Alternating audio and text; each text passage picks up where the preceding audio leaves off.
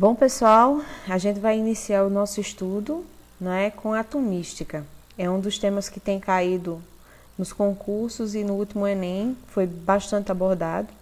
Foi muito direcionado às particularidades da química, né, no último Enem. Então, pensando nisso e trazendo uma retrospectiva do primeiro ano, a gente inicia com vocês um estudo de atomística, onde a gente vai ver a evolução do modelo atômico, o estudo das partículas atômicas, as características dos átomos, né, tomando como base também a definição de elemento químico. Então, vamos começar.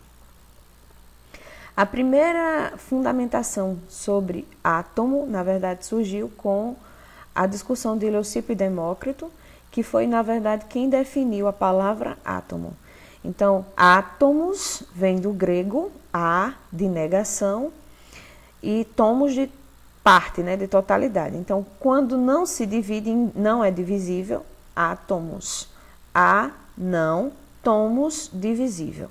Então, átomo, a palavra átomo significa não divisível. E quem primeiro falou sobre esse conceito foi Leucipo e Demócrito, 450 anos antes de Cristo. Né? Eles eram filósofos e com isso eles ficavam, né, filosofando.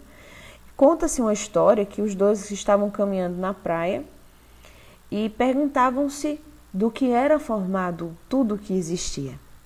E aí eles olhavam de longe a praia e viram aquela imensidão de areia.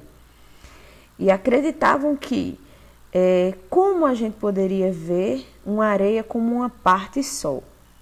E quando chegava perto da areia da praia, observava que a areia, na verdade, é formada por pequenos grãos. E por conta desse pensamento, eles pensaram e deduziram que átomo seria a menor partícula formadora de tudo que existe, que hoje a gente diz que seria a menor partícula da matéria, né? Eles tinham uma certa coerência no pensamento que eles faziam, né? De que tudo era formado por uma pequena estrutura, né? Isso aí, esse pensamento deles estava coerente.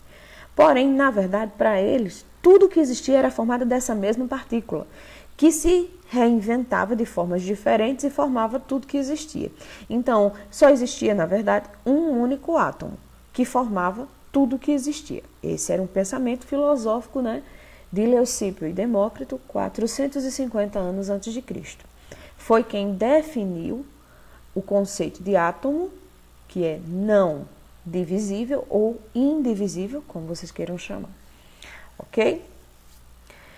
Quando a gente vai caminhando na história, antes de qualquer modelo testado cientificamente comprovado, experimentalmente, ainda falando em termos filosóficos, nós temos Aristóteles, que vem 350 anos depois, né? Na verdade, 100 anos depois, no ano 350 a.C., que Aristóteles vem rejeitar o modelo de Leucipo e Demócrito e dizer que, na verdade, tudo que existia era formado por 4 elementos: ar, terra, água e fogo. E na cabeça de Aristóteles e dos discípulos dele, se a gente juntasse ar e água, nós teríamos o que a gente chama de frio. E fogo e terra, nós teríamos tudo que fosse quente. E a formação ar, fogo, era tudo que fosse seco, e água e terra, tudo que fosse úmido. Então, ele fazia uma relação entre esses 4 elementos para definir e estruturar toda a matéria que existia. Lembrando sempre, pessoal, que quando a gente está falando desse pessoal, Leucipo, Demócrito e Aristóteles, antes de Cristo, a gente está falando de modelos de pensamento filosófico, então a gente não tem comprovação científica nenhuma. É uma ciência, como a gente diz nos dias de hoje, humana, né? É um pensamento, alguém pensou. Por isso que a gente diz pensamento filosófico, mas foram as primeiras definições de átomo. E aí a gente considera na evolução do átomo todo esse conhecimento, né? Que a gente não vai desperdiçar nunca.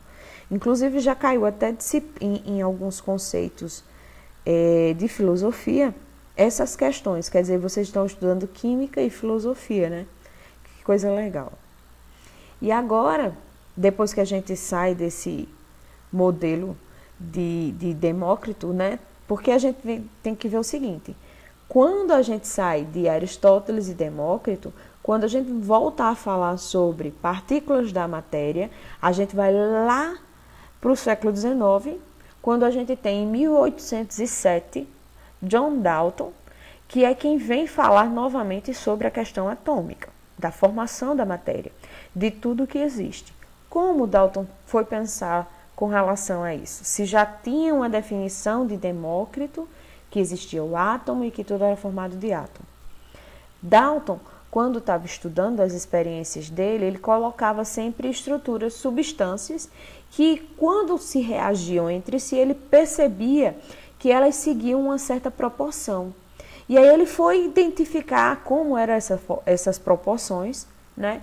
E caiu que chegou no átomo.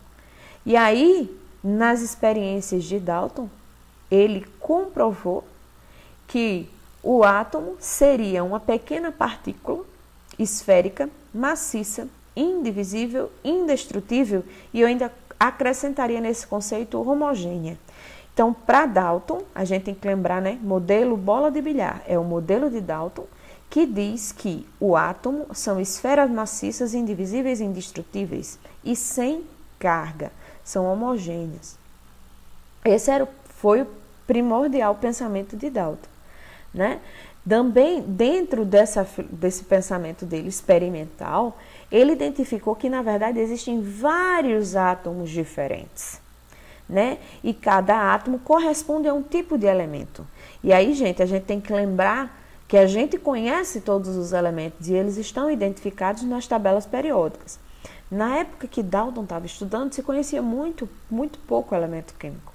Mas quando ele estava estudando, ele estudou principalmente a formação da molécula da água. E aí ele via a correlação de que para 2 partes de hidrogênio, a gente tinha 1 parte de oxigênio, né? Foi por isso que ele entendeu a molécula da água, H2O, que a gente usa até hoje. Mas ela vem desse pensamento já de Dalton, de que existem vários elementos químicos, que são átomos, né, diferentes entre si, indestrutíveis, que se combinavam, formando as moléculas, e se reagiam em proporções definidas. Quando a gente tinha uma reação química, acontecia que os mesmos átomos existiam, só que de forma organizada diferente, né? Então, se antes eu tinha hidrogênio e oxigênio, numa reação depois eu vou ter a água, o H2O junto, seguindo a mesma proporção. Por isso que a gente estuda em química as proporções das massas. Só para vocês pensarem bem o que eu estou falando agora para vocês, seria mais ou menos o seguinte: se eu tivesse 1 quilo de farinha de trigo e 500 gramas de açúcar e 3 ovos, eu vou misturar, e 1 litro de leite, eu vou misturar e vai dar um bolo. E esse meu bolo tem que ter exatamente a mesma quantidade que eu tinha antes, que é o que acontece hoje na cozinha, né? Quem está produzindo qualquer alimento. Se eu cozinhei 1 quilo, eu vou ter 1 quilo no final. Se eu cozinhar 2 quilos, eu vou ter 2 quilos no final. Por isso que era o pensamento de Dalton. E aí ele, a gente não pode esquecer, o que é que Dalton dizia? Os átomos são esferas maciças, indivisíveis e indestrutíveis. Essas esferas não têm carga. E existem várias esferas diferentes entre si, que são dos elementos diferentes. E esses diferentes elementos se combinam em proporções que são mantidas fixas, formando as substâncias. Os átomos não são criados e nem destruídos. Numa reação química, eles trocam de parceiros, digamos assim, e formam novas substâncias. Se reorganizam, como a gente fala, tá certo? O problema de Dalton é porque ele não explicava a formação da eletricidade nem da radioatividade. Lembrando que a gente está aqui, falando com Dalton mais ou menos em 1807, 1810, nessa faixa, que estava se iniciando todo o estudo sobre radioatividade. Inclusive, a gente pode ler em alguns relatórios que vocês forem ver aí, a radioatividade ela tem datação de descoberta de 1830, quer dizer, bem pertinho de quando Dalton estava falando sobre esse modelo atômico, tá bom? Lembrando, o modelo de Dalton é uma bola de bilhar, ou seja, uma bola de sinuca, aquela bola pesada, cheia, que não quebra, né? Pode-se dizer assim. Esse era o pensamento de Dalton, beleza? Dentro desse meio, né, em 1890, por aí, J.J. Thomson estava fazendo um experimento por conta das questões de eletricidade já, né, que já tinha sido descoberto. Estava fazendo o que a gente chama de tubos de raios catódicos, que é o experimento do J.J. Thomson. É mais ou menos, pessoal, como se eu pegasse uma lâmpada, tá? Uma lâmpada toda vedada, colocasse baixa pressão e aplicasse uma descarga elétrica. Quando eu desse uma descarga elétrica nesse sistema, ia acontecer que ia ter um feixe de luz, que é o que acontece quando a gente acende uma lâmpada, tá? Só que aí nesse meio, o que foi que J.J. fez? Ele foi e colocou um ímã. No que ele aproximou um ímã, ele viu que esse raio, ele desviava. Como esse raio se desviava, aí o que foi que aconteceu? Ele provou que existia carga contrária à carga do campo elétrico. E aí ele desvendou a natureza elétrica da matéria e disse que o átomo, sim, tinha carga. Que, na verdade, o átomo que Dalton falou que era uma esfera maciça, na verdade seria uma gelatina positiva incrustado de cargas negativas. Imagine um panetone. Seria mais ou menos o que a gente visualiza num panetone. Seria aquela massa, que seria a parte positiva, e aqueles grãozinhos que a gente vê de frutas cristalizadas ou de chocolate, seriam as cargas negativas. Beleza? Foi mais ou menos esse o pensamento de J.J. de Thomson, né? Esse pensamento de Thomson e de Dalton caiu por terra quando Rutherford, fazendo uma experiência que, na verdade, ele estava tentando explicar questões de radioatividade. E aí ele pegou, como vocês estão observando aqui, ó, ele pegou dentro de uma caixa de chumbo, ele colocou polônio, que é altamente radioativo. E aí o polônio começou a emitir radioatividade. Aí o que foi que Rutherford fez? Direcionou essa radioatividade, porque aqui não está mostrando, mas quando esse polônio emite radioatividade, ela vai em todas as direções, né?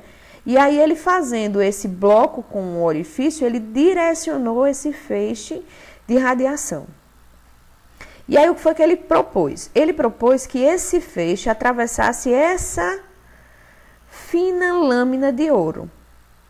Pelo que a gente entendia de átomo na época, que era que ia acontecer, gente. Isso aqui é como um paredão. Esse raio ia bater e voltar completamente. E a surpresa de Rutherford e de todo mundo na época foi que a maior parte dos raios passava completamente por essa lâmina. E algumas eram desviadas. E aí, pessoal, essas que eram desviadas são as que batiam numa parte do átomo. E essas outras que passavam direto é como se passasse no vão. Imagine como uma peneira essa lâmina de ouro. Aí foi quando eles deduziram que, na verdade, o átomo não seria uma esfera maciça ou uma massa gelatinosa, mas o átomo teria, sim, um núcleo, onde, quando o raio batia nesse núcleo, ele era desviado, e uma grande parte desse mesmo átomo era aberta, era livre, não tinha matéria, não tinha massa que fizesse barreira para esse feixe de luz, entenderam? E aí deduziu-se um modelo atômico que tem um núcleo e uma outra parte mais externa. Com esses mesmos estudos que foram realizados por esses cientistas, comprovou-se que no núcleo do átomo nós temos cargas positivas e que ao redor desse átomo nós temos as cargas negativas. Esse modelo de Rutherford é aquele modelo que a gente conhece como o modelo do sistema planetário, né? Então, assim, massa, muito massa esse modelo de Rutherford, porque explicava um monte de coisa que os modelos de Thomson e de Dalton deixavam de explicar. E aí, nesse modelo de Rutherford, a gente tem um núcleo com elétrons circulando esse mesmo núcleo, né? Mais pertinho, a gente pode ver, seria isso aqui, ó. Lembra que eu falei da peneira? Seria mais ou menos isso aqui. E essas linhas pretas que vocês estão vendo aqui, ó, do lado esquerdo, são as partículas alfa que estavam sendo emitidas pelo polônio. E esses círculos amarelos são as formações atômicas de ouro, que formam essa lâmina, a lâmina de ouro. Então, quando um raio vinha e batia no núcleo, ele voltava. Mas, quando esse mesmo raio batia na parte externa do átomo, ele passava direto. E o que se observou é que muitos raios passavam direto, e alguns que desviavam. Pessoal, nessa leitura a gente pode dizer assim, que em 20 mil raios, imaginem, em 20 mil raios, 4 desviavam. Para vocês terem noção de como essa estrutura do átomo veio configurar uma mudança na ciência, né? Pouquíssimas partículas retornavam, né? E para explicar esse fato, só se a gente tivesse um novo modelo atômico, que é o modelo que a gente vem falando aí, que é o modelo do sistema planetário, onde no núcleo nós temos as cargas positivas e as cargas negativas ao redor desse mesmo núcleo, tá? Essa é a comprovação do modelo de Rutherford, tá? Uma partícula alfa tinha que tirar sua trajetória completa ao bater no núcleo. Como o núcleo seria uma parte pequena desse átomo com relação à eletrosfera, que a gente chama hoje, né, onde ficam os elétrons, que a gente já sabe disso, por isso que muitos raios passavam direto, ok? Se vocês tiverem qualquer pergunta, vocês podem publicar ou mandar para mim por e-mail ou no WhatsApp e a gente vai dar continuidade a tirar as dúvidas de vocês, tá bom? Então vamos lá. Vamos recapitular. Primeiro a gente tinha um pensamento filosófico, Leucipo, Demócrito e Aristóteles, que não falavam cientificamente sobre o átomo, mas que traziam uma abordagem filosófica, de pensar, parar e pensar, como são formadas as coisas? Tem uma partícula pequena chamada átomo que forma tudo que existe. Depois Dalton veio e disse, não, tudo que existe é formado por uma pequena partícula sim, mas existem vários tipos de partículas diferentes que são os elementos químicos. Mas essas pequenas partículas, elas são maciças, elas são indestrutíveis e elas não têm carga. Já depois de um tempo, Thomson propôs a correção do modelo de Dalton, colocando a carga no átomo, né? A natureza elétrica do átomo. E aí descobriu que o átomo tem partículas positivas e negativas. Na verdade, tem uma massa positiva, né, para Thomson, e partículas negativas incrustadas nessa massa positiva. Rutherford foi comprovar o modelo de Thomson e descobriu que, na verdade, o átomo tem regiões. Uma região central, chamada de núcleo, e onde ficam as cargas positivas, que a gente chama de prótons. E ao redor desse átomo, na eletrosfera, nós temos elétrons que circulam ao redor do núcleo. Esse é um modelo atômico nuclear, onde a gente já divide as partes do átomo. Ele tem um núcleo com prótons e uma eletrosfera com elétrons. Os prótons são positivos e os elétrons na eletrosfera são negativos. Tá, pessoal? E aí vem o problema do modelo de Rutherford, porque se eu tenho um positivo com um negativo, o que é que ia acontecer? Eles iam se aproximar. Como a gente diz, né, cargas contrárias, elas se unem. E aí, pessoal, veio o mistério do modelo atômico de Rutherford. Como era que a gente ia tirar essa deliberação física? Que já estava comprovado, isso aí, cargas iguais se repelem e cargas contrárias se unem. Os físicos já tinham toda essa carga elétrica, né, de pensamento, porque já existia eletricidade. E os elétrons perdiam energia em forma de luz, diminuindo assim sua energia cinética ou energia de movimento. Como o movimento iria diminuindo, o que era que ia acontecer? Eles iam formar como se fosse um furacão para chegar até o núcleo. E aí, bum, o átomo ele ia se destruir. Mas isso não acontece, né, gente? A gente percebe que não acontece. Então, essa explicação ficava na cabeça de todos os cientistas que pensavam como Rutherford, porque ele provou que o átomo tinha duas partes, que tinha uma parte positiva e uma parte negativa. Como é que essas partes não se chocavam, já que são cargas opostas? Aí, pessoal, entra a estruturação do modelo de Niels Bohr, onde ele vai comprovar que esses elétrons, eles na verdade, eles não ficam no movimento aleatório do jeito que eles quiserem. Não, eles estão armazenados, guardados em camadas, tá? Ele, na verdade, o Bohr, Niels Bohr, ele estava estudando a luz. Ele via que cada elemento químico, cada substância, quando submetida a uma DDP, emitia luz. E cada substância emitia uma luz diferente. Como era que isso acontecia, né? E aí, estudando sobre essas questões de emissão de luz, ele identificou essas camadas onde os elétrons ficam armazenados. E aí sim, eles não se chocam com o núcleo, porque eles ficam guardados em camadas. Na verdade, a gente entende que são 7 camadas que existem no átomo. Inclusive, pessoal, essas 7 camadas correspondem aos 7 períodos na tabela periódica. Então, se vocês tiverem curiosidade de olhar, pode prestar atenção que na tabela periódica nós temos 7 linhas ou períodos. E que os elementos que estão dispostos em cada linha correspondem à quantidade de camadas que eles têm. Então, os elementos que estão na primeira camada na tabela periódica, tem uma. No primeiro período na tabela periódica, tem uma camada. Quem está no segundo período ou na segunda linha da tabela periódica tem 2 camadas.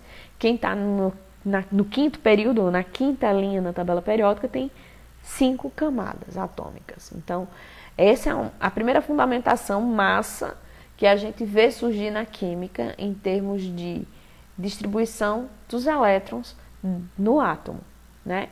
E aí, ó, fica desse jeitinho que vocês estão vendo aí, cada elétron guardadinho numa camada. Então, o primeiro postulado de Bohr diz exatamente isso, que a eletrosfera está dividida em camadas ou níveis de energia. Os elétrons dessas camadas, eles têm uma energia constante, então eles não ficam variando de energia. Por isso que eles não ganham, nem, na verdade, assim, eles ganham e perdem sim energia, mas eles não vão andando e vão perdendo, e vão perdendo, e vão perdendo, e vão se chocar no núcleo. Não é bem assim que acontece. Cada um tem uma energia fixa neles, e que de acordo com o ambiente onde eles estão inseridos, eles podem receber uma motivação, digamos assim, e pular de uma camada para outra, né? E quando eles ganham essa energia proveniente externamente, eles saltam de uma camada para outra. E eles podem saltar, pessoal, não sei se vocês conseguem visualizar aqui, ó. Esse primeiro elétron que está aqui próximo ao núcleo, quando ele ganha uma energia externa, aumentar sua energia, o que é que acontece com ele? Ele pula para camadas mais externas. Galera, ele pode pular de uma para outra, ou ele pode pular de uma por 4. Não tem, vai depender do quê? Da quantidade de energia que ele vai receber.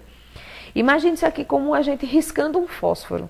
Quando a gente risca o fósforo, a gente está fornecendo energia naquele sistema. E aí a gente consegue observar um monte de cores diferentes, vermelha e amarela, né? Por causa do fósforo, dentro daquela energia que a gente forneceu, que fica quente, né? Ao riscar o palito de fósforo, a gente consegue perceber uma emissão de luz diferente. Que emissão é essa, professora? Esses átomos que recebem, esses elétrons que recebem energia, eles saltam. E depois, galera, eles retornam para a camada de origem. E quando ele retorna é que é interessante, porque quando ele retorna para a camada de origem, ele libera energia em forma de luz, que é o que a gente enxerga, né, como cor, né? Tudo que a gente observa como cor. Isso é bem explícito se vocês prestarem atenção em fogos de artifício. Os fogos de artifício a gente consegue perceber que dependendo do tipo de elemento químico presente naquele fogo, naquela bomba, ela vai ter uma cor diferente, a chama vai ser diferente. Como na estrelinha, como no chuveirinho, né? Ou naquelas bombas maiores que a gente vê no céu, quando está estourando. Tem uma que é azul, que tem mais cloro, né? Mais flúor. Tem uma que é vermelha, que tem mais sódio. Então, hoje a gente já entende que, dependendo da quantidade de elementos químicos presentes naquele material, ele vai fornecer uma coloração diferente. E é massa, porque é em meio a isso, galera, que surgiu os grandes equipamentos de identificação de matéria, né? E aí a gente evoluiu tanto na parte da biologia como da química. Então, na identificação de materiais presentes no sangue, né?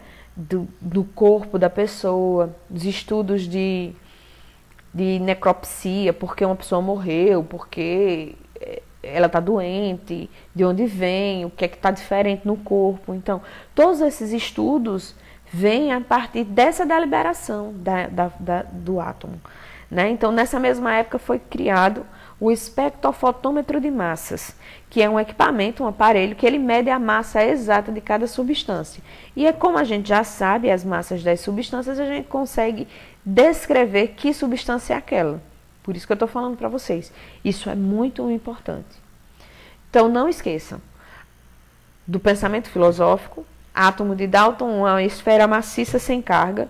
Átomo de Thomson, um panetone, uma bola de bilhar, uma massa positiva com cargas negativas.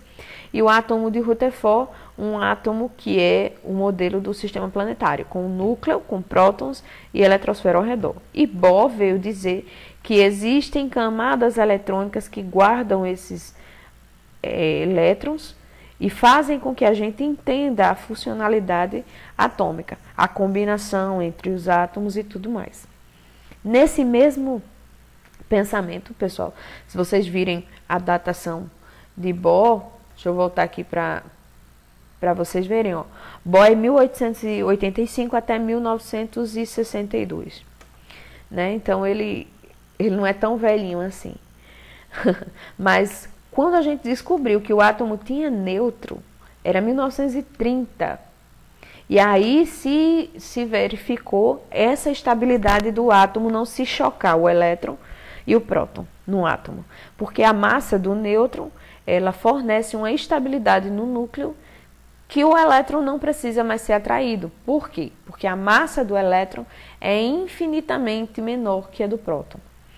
E se vocês pensarem assim, um núcleo do átomo, pessoal, seria uma bola no meio do Maracanã.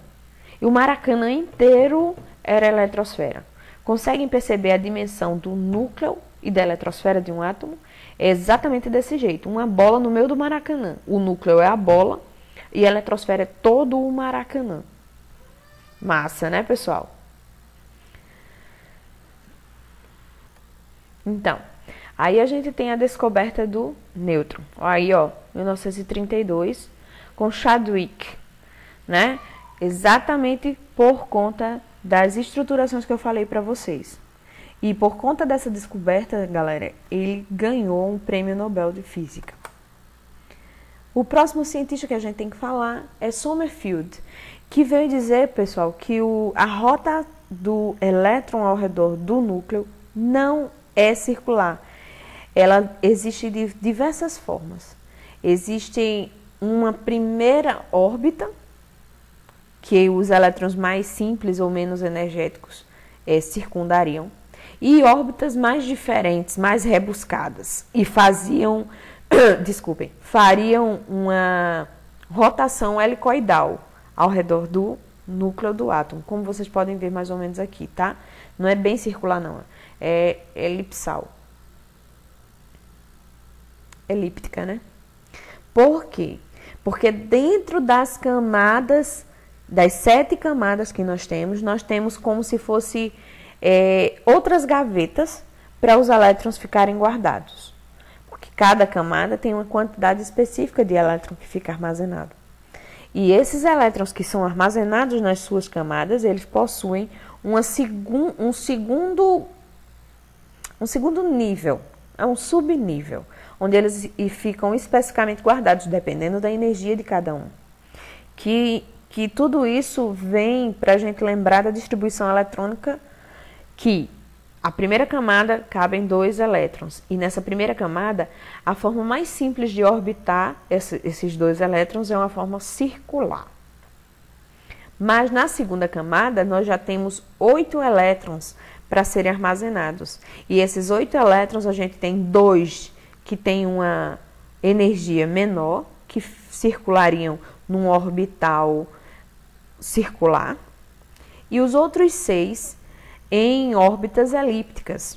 E aí, gente, a gente percebe bem discretamente que cada camada tem uma quantidade de energia e dentro dessa camada de energia nós temos divisões de energia. Átomos, elétrons que têm mais e menos disponibilidade a essa energia. Por isso que eles vivem em contínuo movimento, ganhando e liberando energia, e a gente consegue observar a luz que acontece numa roupa, num material plástico. A gente consegue ver e enxergar a luz por conta dessas excitações dos elétrons nas camadas. Para a gente pensar melhor nas questões de distribuição dos elétrons e de níveis de energia, a gente estuda pelo diagrama de Linus Pauling, que foi quem propôs efetivamente essa distribuição. Eu lembro que vocês tiveram bastante dificuldade quando foram meus alunos no primeiro ano para dar uma olhadinha nisso, tá? Então eu vou parar aqui e vou voltar com a distribuição eletrônica, tá? O que eu quero que vocês tenham em mente é a evolução do modelo atômico. Ele saiu de uma esfera maciça sem carga para um nível bem rebuscado de energia, núcleo e distribuição de elétrons. Beleza? Eu vou passar daqui a pouco uma questão para vocês sobre a evolução do modelo atômico e na próxima a gente vai tratar de distribuição eletrônica, tá bom? Até a próxima!